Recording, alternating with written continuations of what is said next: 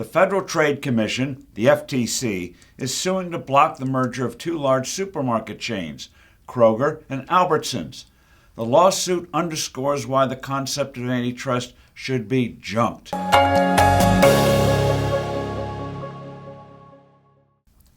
Hello, I'm Steve Forbes, and this is What's Ahead, where you get the insights you need to better navigate these turbulent times.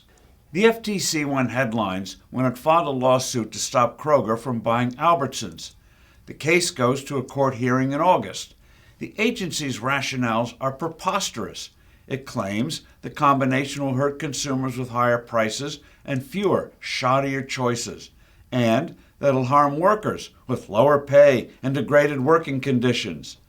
To listen to the FTC, you'd think the two companies own the grocery market. Actually, both are trying to make it even survive in an intensely competitive, fast-changing market. Incredibly, to conjure up a case of potential monopoly, the FTC ignores a huge chunk of the industry. Walmart is the largest grocer in the U.S. Amazon owns Whole Foods, a multi-billion-dollar high-end food retailer. Both don't figure in the FTC's calculations. Nor does Aldi, an agile, fast-growing, low-price food seller. The FTC overlooks mammoth discounters like Sam's Club and Costco.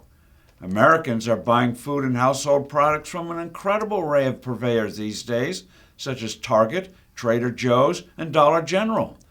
Americans are spending far less time these days in the kitchen than in years past, which means traditional grocers are now offering prepared meals and in effect now compete with fast food and casual dining outlets. The profit margins in the grocery business are paper thin, usually less than 2 cents on the dollar. The FTC acts like it's still 1970. The courts should toss out this utterly ill-conceived suit and force it to pay the company's legal bills. At the same time, though, the whole exercise should force a hard look at the whole concept of antitrust. The movement arose in the late 1800s when Americans were genuinely concerned by the rise of companies achieving previously inconceivable sizes. Big was seen as bad, and these trusts, as they were called then, seemed a threat to democracy itself.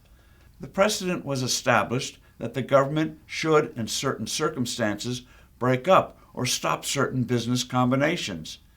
In recent times, the criteria has been whether size alone or a proposed acquisition would harm consumers. If not, it was fine.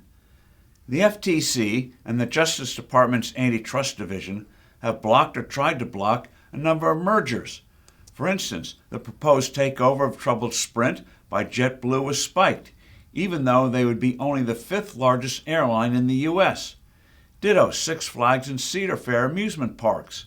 Most reprehensively, the FTC kiboshed Illumina's reacquisition of Grail, thereby setting back the advancement and use of early screening tests to detect deadly cancers before the symptoms show up.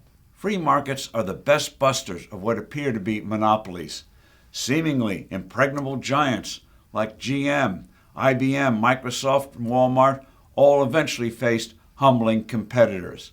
I'm Steve Forbes. Thanks for listening. Do send in your comments and suggestions. I look forward to being with you soon again.